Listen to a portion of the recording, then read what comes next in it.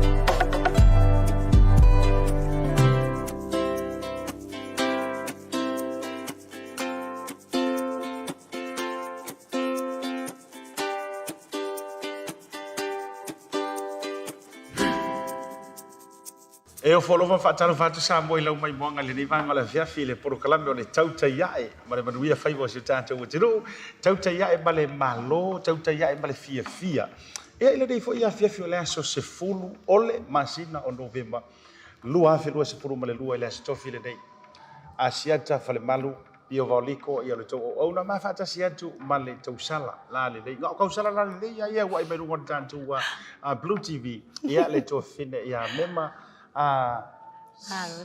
talofa mema o lo te tau filifili pe vakulo fai usamo pe averu fai ufa palangi rungole ia ai yo le ia tau te sisi mai lo mama futa bale tau sala ia mema o ma le ia manuia la faftai wa ia faftai yo manuia la foi le tau sisi mai yo le fai atu ese foi le anga o ma por kala mele ia vai ngole tai le tu ina tu sao nei le pisale ma tu wa o ngale lo mo le lupe foi va ese in daily no for for le South Seas Healthcare ile 5 Old Tower Road ai o que vive siria qual é o lei o não sei ver pa o que ka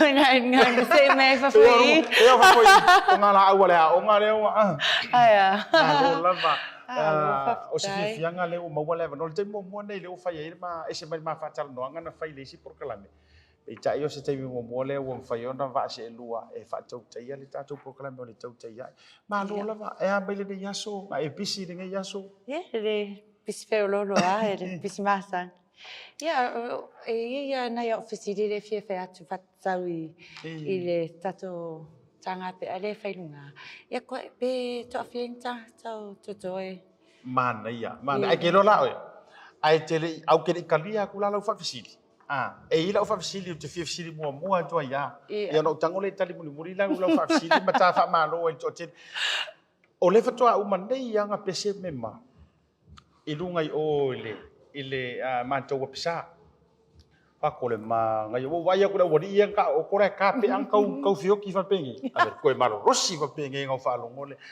no o le o ke vai o videos I lunga le lungo le YouTube, me se foi social medias.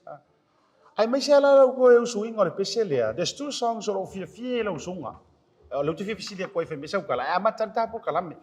O le peselea na e to swing na le manutangi.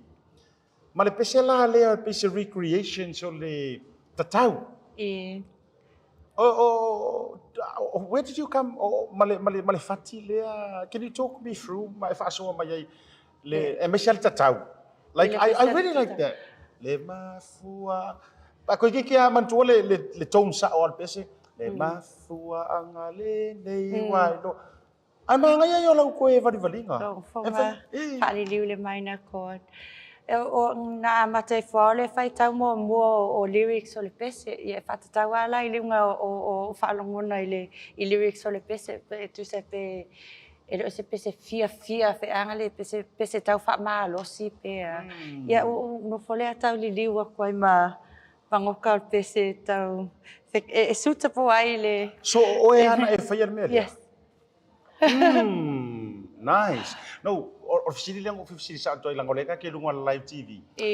Pa pia we aina to recreate this. Alela I'm glad to le uma failwa. Yeah, you know or si fuang le to le pa new adventures for to tele to for pulo. This is my take. I'm not a musician. But this is my take as a person o te mai tau mo fia foi le peka ke charginga ia fisuia ingome. Olo utari te runga. If you want to make a change, do it for the better. E isi kang ka kang fisui. Wa ki renga le pesi. It was really nice. No mai tauan nei te mina e usuai no. Malu lava mana ia fatai. Ia oe ile taledi. Ka mo ka fa malu. Pa malu atu to telo ila tole mo mai le vai ngo le fiafi ia o to sa ma fainga. Peo no feto. Ia ele to tau pau ina lo tatou vano no fo Samoa. Me se foi o tau masani lungo le tatou proclame o tau tai. Ia papa aveloa ta lolo ia ma suluia fa ala fale o tau mamalu sa we me se mai yao si o nei. Ai ma te fia fa talo fa tia o tau uma le ma futa mai le nei vanga o le afiafi. Ia fa fiangainga tau langi mo tu fretua nga tai le. Wo mapaanga mamai ale tatou BluTV. Ile nei vaenga o le afiafi. O na o mai leo lo so karier fisilia ale fa pia mai me mai o le alo so le. E le toi mamau.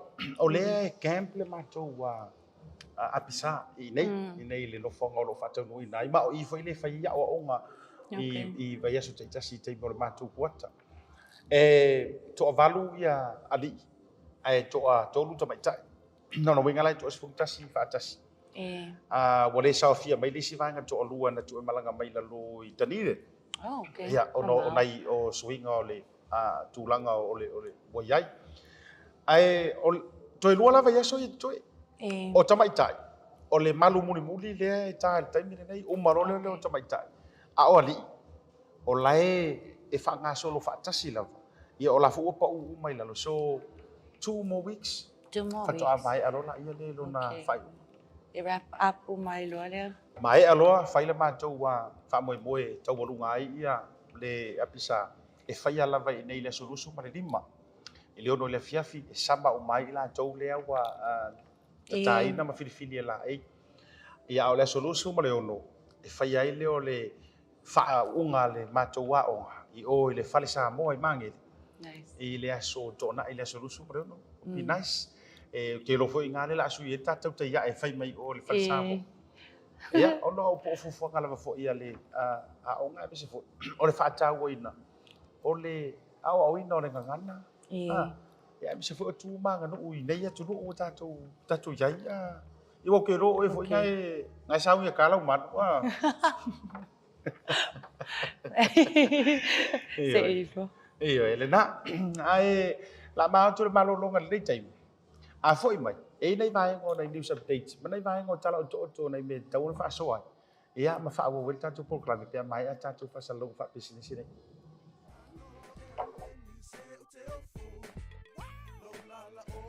A fai te mo mia o loa mai Samoa. Ma nisio atu moto le Pacific kai pe yo fiti matonga. E na o le Tasi Market te mo mia. Le Tasi Market. Tasi Market. Ele ngata I fua whatoanga e maua fo'i ia fe maisi me tau mafa mai le moana. E peia ona ufa yati. E te maua uma o loa mai atu moto le Pasifika. O le talo le te sila mai ai. Numero tasi lea o loa sa palai mai le atu o fiti. Ako karongi ue fo'i ia soi. Maua fo'i le umala mai tonga. E le ngata I lea. Mo ila tau fia le tātou tama o le whai. e te maua uma lava I Tasi Market. Ai whawhetu langa o whaalawelawe. E sa o lelei, e maua tātou pusa pisupo, tu ai ngā lelei ia leo le pama. Le ngata fo I lea, maua pusa moa, I so tu ai ngā sizes. Whape fo I la kako pusa siu pipi, anse mai ngar ka pusa siu ngar whapule mole. Tai. Tama ia mo whara, la ngata fo I leo pusa pepe, I le Tasi Market. E maua fo'i ipu mo whaalawelawe, in bulk, I le Tasi Market. Ia le nā Samoa, a mai ala o na whai umalau whaatau I nei le o nanga le Tasi Market. Aua nei e tu muli, ai alofa I nei o tātou ai ngai Samoa o le whea ngai Markoviti. E iai fo I le lātou o nanga ua tā ua le MoneyGram. E lafo ai tupe mo ai ngai Samoa e le ngata o nisi o atu motu o le Pasifika. E tasi lava le no fuanga I te whai ai tūranga uma nei. Le Tasi Market, whale o loi Messi Road I West Auckland, a le ngata I Leaupepe Talai I South Auckland. Can you be my wife?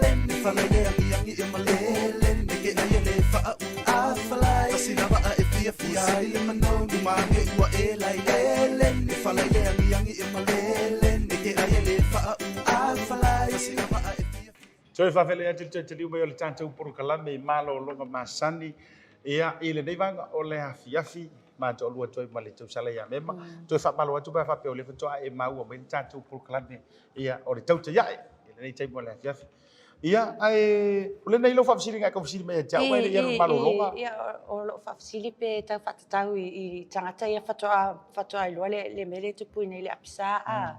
Ia, le tau te loa fo I loa sau le graduation o wala kalaka ma le graduation 2 more weeks a. A whapela leo te fia enroll.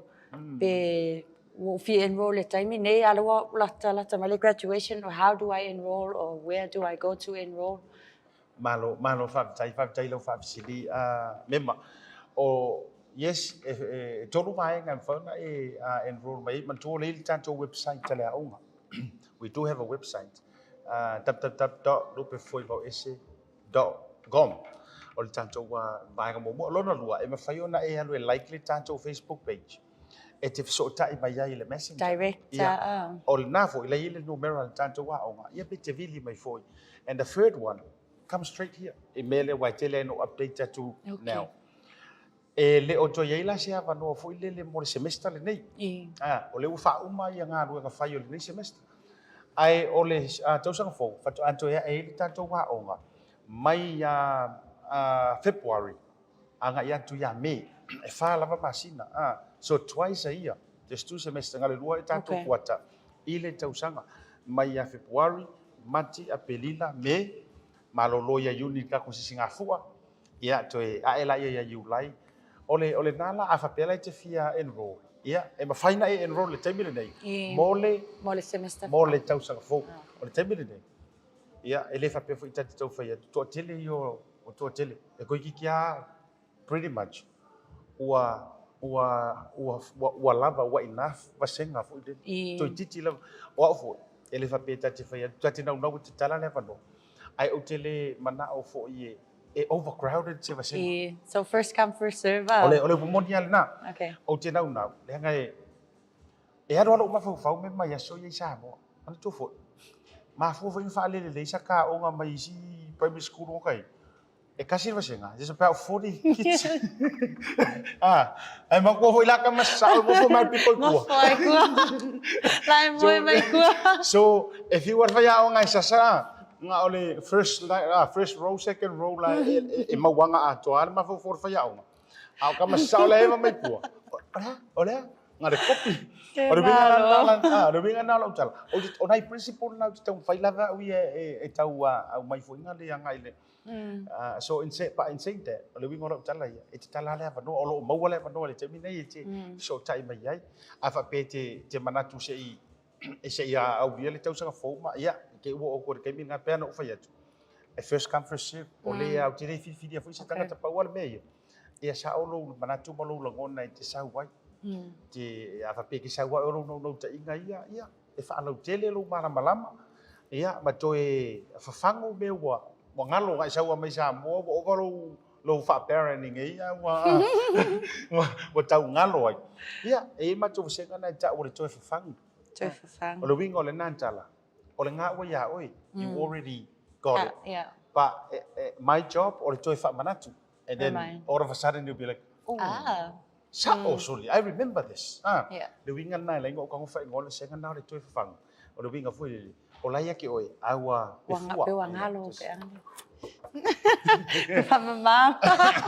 yeah, but the tattoo beginners, yeah, la tofu e tau amata le tau tala, ia fa pete fie loa, bala au ia fa longa yo mai faile me ai, for me ai, for tau ma fa me pena, ia sula le tonga, ia tali tonga.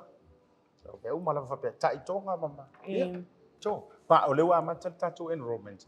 After tai bai tattoo numero na no Facebook. Ia pete messenger mai fo ile ma lau private ma personal page. Yeah, my phone now so only one.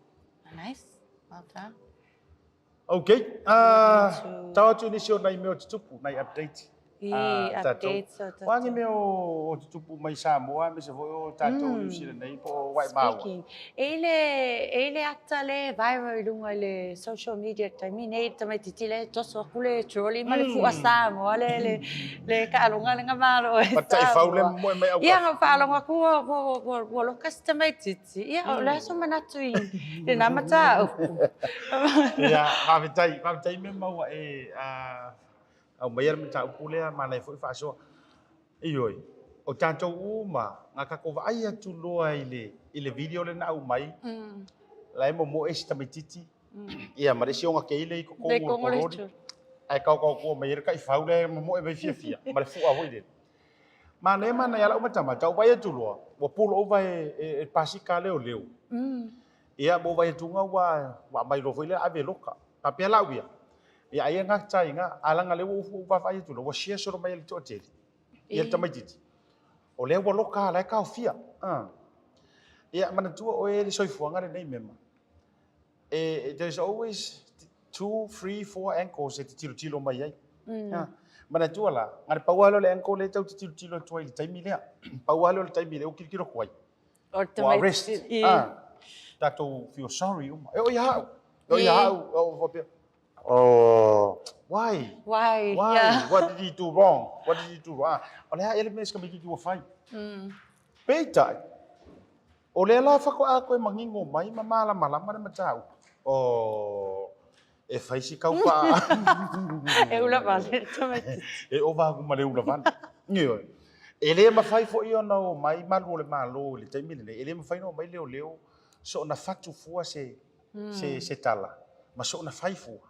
Au noa mani mafuanga. Ioi. Wale wanga suel la kikira. Wale wanga suel leo. Oh my God. Yeah. Wale ale manino mai ya. Ele ngatai na fa manino mai ele fionga komsino fal pui. Ale fionga ya afmasanga. Samuel.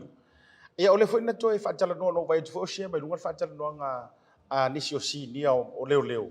Ia masitasi o farfasal lau samo. Le kwa fa mangingo mai lava. E le I lokaina. Ona ole kamo e maunga I koloni marfua. That was not the reason. That wasn't the reason. Why arrest? Okay. The reason all on your warrants of arrest. Like kikir ka nga. Se furu wongo kausa. Leva nga su e leo. Alo winga la yo la. Ia ai sau mo lianga ila tava tunga. Ia tulo wa ole fa ole talepe fale fo ngale ioi male fa mea e o molia nga ia fa pena fo ile male lima tango vale matula fa pena neo ole tatu o uia mala fa sofu e muli ta ia ina vaenga ole mai ile tula fono male tuala ele ma fai nga saula ulango le fa to Samoa e fai maufiu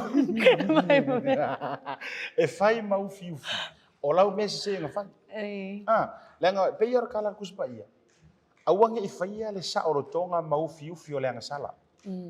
Ma ngai ia. Awange I faia le sa orotonga mau fiu le anga sala. Le wingo ngamia. Awange I faia ka ko sa orotonga le pi ka ku le tau tu mai ta to ka ko fua. Ki e lumo pono do ka vale ki e lumo le rufa. Tu sa lawa. A solitula fono. Awa ne I faia le melia ma awala ki so ni ku la fo. Ia, ola so nafi. Lene ile incident nga tupu I po mangele ia. Lena ile taine si tuafine le nga paulu i lalo marka vale ka ki e lu mole o le afi fo ile no le tavale ia makarokalo ma fa e pu o ka vale ia I was say la o so ile lu marka vale lucky I think the good news lai la wa asolonga manuia I miro mo but ia toi na vera le toi nga me do no le tu fa do ia para tuala toi foi mai la uia fa so se ka me kiki le se le ia se le se ro korofa ta tiano lo fa uma le ngo wa ma tu fa na ai au foi ne ia vele va nga le ma tu langa tau te tiro pesi le sila pito tasi ai maka ko wala nga o winga la tala ele fa pe foi tadi o ti tala no male va ai ke au ia langa le na tava ia tunga o tau fa pe mai le amatanga foi le ki ka ko ro fa ko ngi sala ska me kiki ko kongi umai Elise ia te au anga fa pea la o langa sala o le momo e male troli lungo le awala by all means I agree I agree la you know langa o longa loko ngau ai fa yo lenga su fia isi tangata ili fa ila o lo fale foi o la opisi ta no male ava pe no fa o le bon muritai ia o manatu ile forsanga le au mai fa pea la o lo ainga le si ainga lenga afia le melea I kalepe mamenga e makua o le fia pupula kua I me fai mai pe fa pea le la lango ia le na fa tu fa pena ia ai tati I think to summarize la tala le fai tu a mema tati tu la fon tati o limbo tu la fon fa ali ka ko lo fa ma ai te au ele ma fai fo irango le tana le tusi mercy will never rob justice ele ma fai ele alo fa fo ile onga ngao ia le ami kongo kula fongo leila ngor kala kula fongo e soli tu la fongo alu e pay the price ai le va pela la avelo ongo wa viral solo ilungo le wa ave ma superstar ave passa se ngale ya violiang yes le winga na la tala fa pe fa fonga mai la tau o atau inga ma se e manino me ye manino e mama fu me ye loto mama le la wa fa manino mai malo ma tanga ngo le wa u pe ngo fa sa u sad for in a way tai mo ngo vai ko fa pe why ai sa mo ro kai fo si ka me kiki o le mo e ave but le la u mangingo mai ma ka vai o ile ai la ele o le reason le na e fai asi o o le foko mau le utoi sa waia koe ka o fiu e suela nga maua mai runga Facebook vai le te fai la utala o te utala lava foi male ava langa e teilo ele o se taimi mua ile wa kupo le mele li mema ele o se taimi mua le o tupu ile mele o le fiu o leo e su e se tagata ai maua mai runga social media koe pe maua I meo mea e foi lesi case o tele la uleta o sua fotangata but I know le wingo la te mitonu fo le World Cup Bluwave sutas na ye tangata na su e o le vanga su e nei e New Zealand ai maua ku Samoa la ta mua mai me foi ele ke pe me ya le ave la sa ra tanga I la fa manu ngan mon Samoa nga maua me inga ava tu sawala io leo exercise mai nei o le winga la na la tala so ele phone me le ya to lu fo ya nga nge ma we maris ya ole ainga na ta sina na fa so la ta to malolonga ya foi mai ya te fa wa ya fisili fenkal mai ka ilo me me ruan ta to program. Okay, we're going to go on a short break and we'll be back for you guys shortly.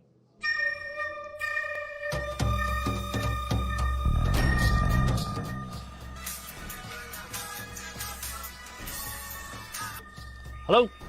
Happy birthday, Us! Yeah, happy birthday din ko makiva. Siyempre ka na mo vine ko ay. Pamangyo ko los fangaw mo bakulo talo fakagjoy celebrate los fangaw yo tamisina. Sorry, e fia po. Sorry. Nga me kasi los fangaw if silpe fia po.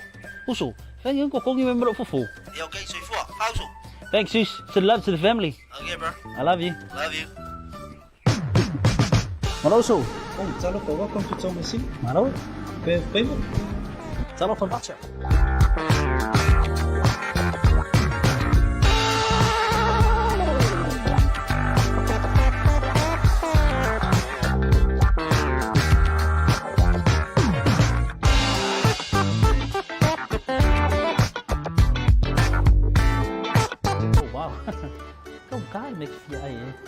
Just give me a second, eh?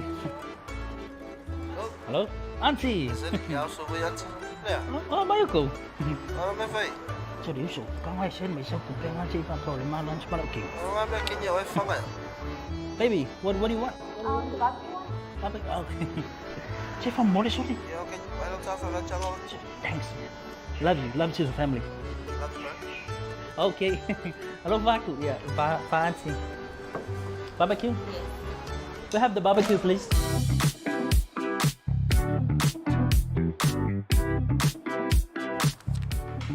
Tell off a voucher.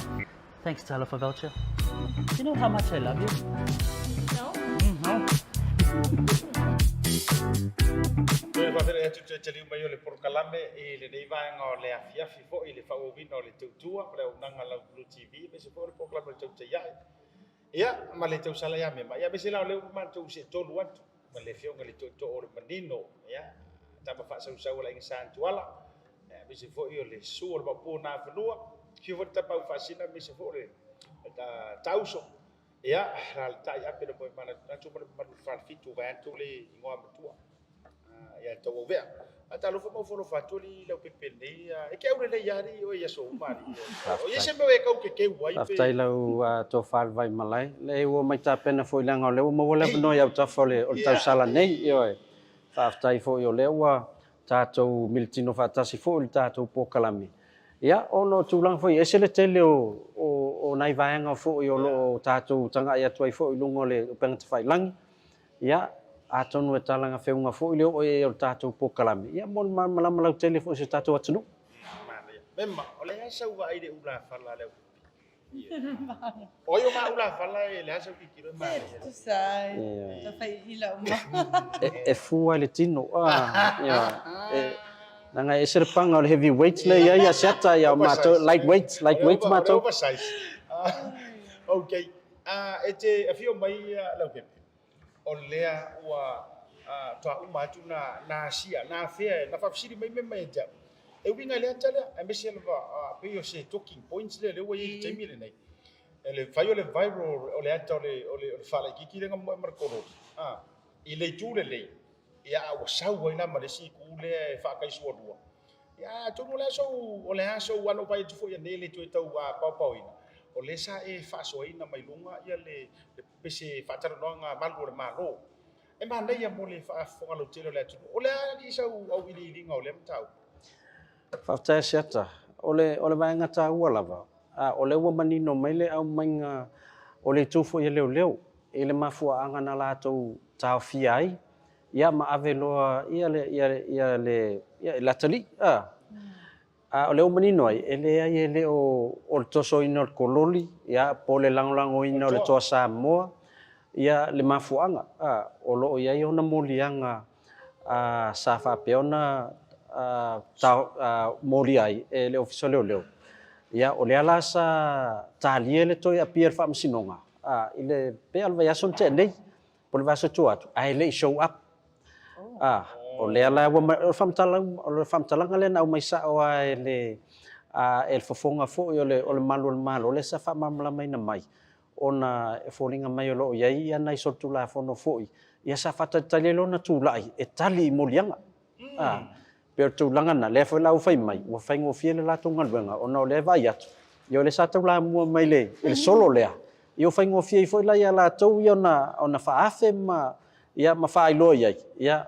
o la ia tu langa fo tu la fono te tau ona ta fie ia ma se tu la ia ali fa pe o sa tu langa fo le o fa maunia e te tau ona tu la ilo ma fa sinonga ia le foi la tau va ia tali molianga e le tau langa tatou sui le tatou vai ono le tu langa fo i le ata sa fa pe ona o mai le loto nu malanglango ino o le to Samoa ona lalo tu la fono a fai o tatou pesa tu sa mo tanga te lalo tu la fono ia Pana ia fa taila fa maninonga ia fa taila le fo ina wala ngo o le fua tu wa ila utilo tu i fa tala no nga malo ole sala isela pa fina ngalo ole vai ngala na fo ila umai tau wa o sau news ke kele mainstream media le venga ole mta kula ia ai fa tai ole o manino ia matore ia ola ia vai ngo lo la pia mala pela pia ai ia le tali e wala ngai sfuru ko sanga le ki Iyo, tuala titia. tuala titia ai yo e sa le ia mema e fuala ia ko ka wa ka e fuala se o se so lo to e sa wa ia to ta mai ai ia tia fa kai fo i wo tupu le me sei fa mama e se mai na ia male turanga ale mo mero wingo lo tala langa le tse no Leaupepe ele fa pe o fa maungia Iyo. iyo nga o ya le fa ya mo dia nga male ko o already know fa maungia ngor men nga ai ave tula mo sei fa da wi ele o ave fo yeli a me ola ave se o di ba tu fa fo iya la ko vai ko fa ka ngi sir ko ke lo tanga Ono leman malama. A tonu fola ya ngai se taimi il tatou pokalami. Ona tu i fole lungal fa mamanga mai lo fiso le o tu langa le. Mo le mamalo le tunu o lo fa pe ona i tau malele ma no fo ya tunu mau. A pe o la tau le masa mai el te le. Te no la pe o la me fa ba tu pe ma le ngo lo ni Samoa. Pe lo ta o mo lo fai per cara ni Samoa lo pe ningo poras. O le vesi e fa. A o file mu yo sa. Ia le velango aka o vai ko desi awari kau fa vesi sa wala len kau fa vesi ko fa. Le velango tu fa lo ko mo pe pese mai ai. Ko Samoa ni sa wari aki si mai sa wari aki si mai po elenta. Dei mani meu o ngasi. Ai pe o fa. Ese le vave o vai mo so o i male ale tau fitu. Ia o telefone o istanga ta mana o lo su e viewers. Ero ponia. Ora sitanga ta mana o tau su e ia tele au mata mala au apa lo ile pole ia jau o la ufa fitaika o le wa maua se ia le tali mo diang to o ile tai Samoa au ko ke au te sai fa io tangata popo fa Tautai popo ia so leanga io ai lo ai fo ile Tautai ia so lo wa mau le ko vai io mau to vai wa ba tu nei la le jadi fa te kau ke fia so so ngi uma kau ke fia ko ngi uma la ngasala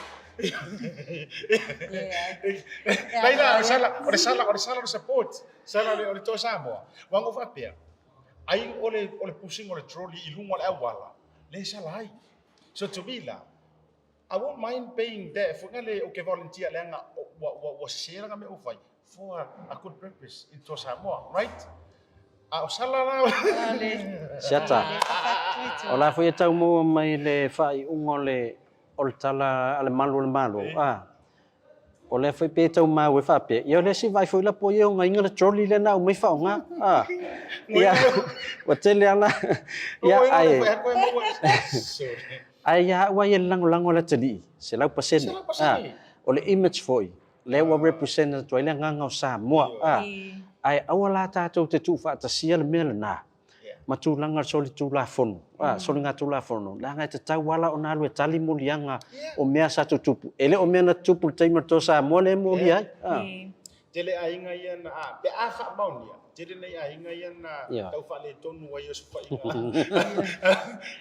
va pe a fa pe uma e fa maunia ina le wingo na te tala ia Samoa fo si tau te lo toro lo fa o ke no foi o memba sanga ta lo fa ia ai mana tu e pe ola ukala le no fa tu nei to fine le ma ile yo manolo ele tala le tu spa ia fa pe awana e fa ia le sa o tonga mo fiu le sala ali io awana e fa ia le tatu sa o tonga e ia le vai nga no mo mai fa ter no nga leo e se mai le trolley ai na e ta ua fo i mole malo tele langa o ka ko re fa ka poka mai o tara o kua kwa ile le mele fa ia to le man to live le te mi nei le fa e pu mai shopping center le o tara o le wingo o tara na sa no le malo so upua an tanga ko le o le o mai ma ka vale le la sengea ave ka vale le ngi la senge ka vale o fa sa ma no re wala usa wasa o mai le winga na le te fa tu a wa fa ia sa o tonga la le wingo le namia o le la se ko ile o le o fa ma tanga mai ele tu la fo ngai nisi o ka ko ami o ngai fai e ila ko mo fa le ka vale ma ka so tu sa lai pe ka kam i sai mai ai au fo ngai fai mau fiu me se ka ko fai Paul me la le te o me ma foi o le west po le north shore. Kasi dia ka fu ai mangi. O la le fai ngora. O la le fai ngora support le ri tosa. E ke ngo foi dum fa ro ka. Len tau sala ula vale tau sala tau tai ai. Ya, o le la to e link ma ye le mata upu le va ngale ta fa so enda file o pepe.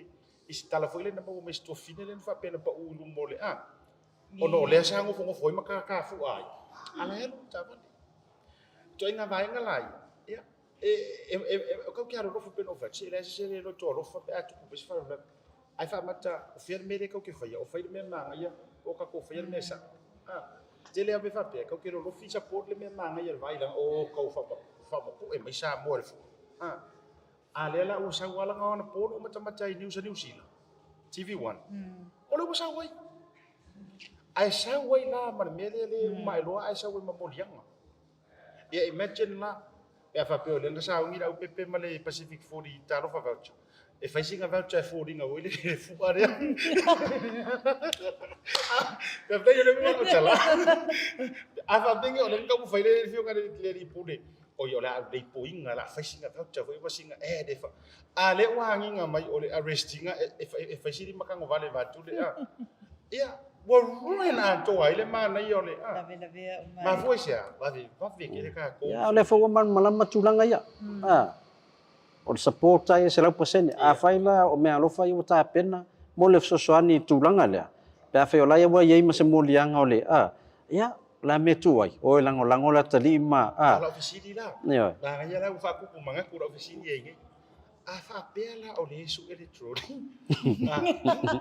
e fer ka ko o fa ku mo electronic ya e wa ofisini ko a pi ya le o fa to le o manino me ye lua o la ye na soltu la fono sa tupu mo o le to so in electronic o me na lai mo li ai of so soni la ye wa matan tapena fai pa va pe o le lango to Samoa au te lo le me se so fief so soni tu langa ye tale pe no fale pe afa maunia langa la fo tele stanga tale tang malala na mo lia fo i me fa pe ai le o mo wala to inga so soni mana tu le pe fa tu ko mana tu lo tu te tala o ngengi usika ko wa ifa aku al kula fo ko le o kale pere kongo mo sa o le le winga la le ata to wo ai vanne le roto le melia le ko ke vai mai ata ma ram rate le fai ni kongo mo ele ko sa wo se wo sfu ga duma wa fo i fai ngo fier kula fo nga ko nga o ambero tono le au fa nga mai sukas sfu ka su kama fo ie ma ale le tiro tu la fo ai e peila ko ke nga wa lo fa yo wole se nga maka nga wa lo fa a tu la o ye me fa ma to fia ai nga ye fa le ko ngura ko wa la to fa o lo ma me fa pen pa to o ma na ya o fa la tele ya ma ta ku le nga o la ko ki o ko scroll ko runga i news feed o la ta no mai ta ka tele ma ta ku le o te lo po o mai o tara a le o lo ai papatoi pe o fa lua nei na tupu i papatoi ele tupu o te le lo po tupu i shopping center mangeli ya le pe folinga me tau matele ai tu ye tau le ini au polencia o le ala ia papatoi ia tumu sei tu lo tumu la venai fai pisinisi intia ia o tai le tele o fale ye tai ia o la fo ia tumu ai na ia fai pisinisi o palangi sei tu lo ia no vili tu le lo isima tu tau ai ngo to lo pam stand o kal ngo kra ko nga fiki au fisilia e ringa in ko ka fu ba ka ka fa lo ho au ka fu ai mani me fo mai ia e wa fu ka fa le fiu me le wa ai nga pa ka makar ka la file mua ia o i va te fa tu e tolo pulo langa o le aru ma fa ta no nga pa le fiu nga fa ya o ya te to fitu mo le te pan lima na matua support time dia ma le fia alo ia le fia o le tatu longo so ai pe ko fa ku le ho so ku ile o tawa fa la ulai le sta ya le na malo le tatu to sa soli lai lu ngara o ringa lu ngara fa ka pas ke vai o lai fa la ulai o ki nga ka ringa lai sa lai lu ngara fa ka pas na ngai wala no fa sa nga tu lu fa mai la fa ku what's that for Nai me se sei foro ma fa ka pasio ore o me si vai la loma. After wa ta wa ele sunga whaiaonga. Leu te mai tawa tu lana post. O tia lava ile taunu ua tō lana wa lele la soanafi. Ia ai maua i foi. Ia wa maliu se tasi o wo e pele fo le sunga whaiaonga. Ia mai mātou ma foi. Ona ole a foi. Ole la fionga a vai lua. Ia aloi alsana. Ia o se tasi o uso taula mua foi e le ngate pokalame o TV le mata lakapi ia o le pokalame tala no lakapi ia ai le ngata foi na ia ese tu malosi foi tele le vaenga foi le feia la to lenginga ia i la to foi le ole tam fai e lusi ma mo le malosi o tanga tol mo to ai to anga to le ai io mo le to foi fa mai senga e mai se le faletua ia Petrina mana i ona alo ia ona tulaga foi o le valaau o le atua e le uso tulou ia ona i tutaulagi ia ae e le gata i le afioga ia muliaga ia o le toʻatele o latou i Samoa e lotolotoi foi i le faigauō lea ma le afioga ia vaelua ia ona le faafuaseʻi e lē o se tagata na i se mafaufauga o le taimi nei alu ai tolu vai aso talu ai na matou feloaʻi ma vaelua i le lava hotel o ia tonu e o ga le pisinisi le suaina fanua na manaʻo la e au mai lana pisinisi i luga o le talofa voucher ia mafai e aiga i fafo ona togi atu vouchers ae oifo ana masini e sua fanua ma tapena ua le faigoga luega o e manatua le tafatatanoga o le pisinisi tonu a le afioga ia vaelua lena au mai ai lole auaunaga na le faapea o la amata ua uma lana saini i le konkarati ia le ualu ia vaelua ia moli atu ai foi faamaisega le tatou pokalame le Tautai ae ia ai le gata foi lenā ia o uō ma aiga tau aiga o loo faapea ona tagi mai ala foʻi ona o faafuaseʻi o le tulaga foʻi o le malaga le uso Ioe faatei Leaupepe ua e saunoa le vaega lea o te iloa e o le umu tere i filoa i si uso ai o te fiafio ke makamaka o le tagata foʻi e matuāga malie a mana tala e fai o te matamata i le talanoa lakapi e misi foʻi latou pokalame tele foi na fai mai Samoa o se pokalame matua lauiloa foi tonu o Samoa kai peia o le Sky Sports foi le toka a le aualiʻi e uiaga leʻi lakapi o maga o maua muliaga lakapi mavaiga ia ae a talanoa o le tagata la o loʻu I wish na mosi na vanua foʻi o te mafuta ai ina o malaga Samoa ia e ao tatou iai le fola faasalalau e tatou te soʻotaga we are all connected as podcaster host presenters journalism e peteiloa ai le tagata peteiloa ai lo soʻotaga mafanafana lana i tulaga o galuega ia faamaise foʻi le agaga o le atua i le faupopo foʻi le saunoaga le fioga e Leaupepe maise foʻi ia o le matou pokalame ma le tuafenea mema ia a faamaisega le BluTV ma le Bluwave Limited e moli atu foʻi i le faletua maise foʻi nofoa alo ia maise foʻi o i latou le aiga ma e tagi mai ala a alu faafuaseʻi se kagafa that's the saddest thing ever nei ma se o tatou tapena ia e feololo ua umi ona faataotolia e tau te feoaʻi a ua iai le aso kaukeiloa ai one day ia tatou te lē toe feloaʻi ai a o le mea la lea o le iguki mai gukofegei ae ala e kae au ae femai ua ia e taʻe ai le fatu e maligi ai foʻi loimata ia faamaise foʻi fioga le faiaʻoga faamaise foʻi i le auso e pea foʻi le failaʻutala lea Leaupepe lou faasoa i lau pokalama muamua e iai le talana e faiso o le palaga your friends are my friends but your enemies are not my enemies ogaʻogei me faapolokiki ua kele na makou le toe soʻokaga ai maisi auō faasalala monia ia e amaua ana ia vanoa e malaga atu ai Samoa ia maukeo ale makoi iguki ma igukofe ma fusifusi ia gauma foi lea koe ia kokigi alakaga kai ia koe kamoe nai ina ou maute pe o se uso o le tofai atu mataua sioeli ma le toʻatele o i latou ia pea na tafai atu ou tele popole foi auia ia i le tulaga leaga o polokiki o meaga kaaki e lakou laga laga kakokokofia e oe i tautua a o mafutaga ma faigauō ma aiga ia sometimes your friends can become your family ia faamaisei le agaga o le atua mase foʻi o outou le auso mase foʻi o le fioga mulega tele Ia e sa o le o mai tu le post le uso tu mai lu. Ia ua no le loto me tu langa fa pena. Ia no ma tang. Ma se nga le tu la le tu fo ia fa nga malanga ta fi mala fa nga malanga. Mo se no fuanga maure lang. Ia o le tam fa sa fa sa le anga. Ia to hulio to man tu o ta tu songa. Mo tele sala fa. Ia e manu ia fa nga malanga mai ta tu program tu ia. Ia o isi vai ngor ta tu program i La ona fia fa mau tu wa la tonu le aso mal tai mi ta lo ngale ta tu mai ngelan. Mana ia tele fa sit. Oro wika ya ngelan ni wo ko di mu ka. O la so to na i pole va veo la sa. O le no fa alongo ili taimi na umai o tatu malo ya tonga ili color commentators.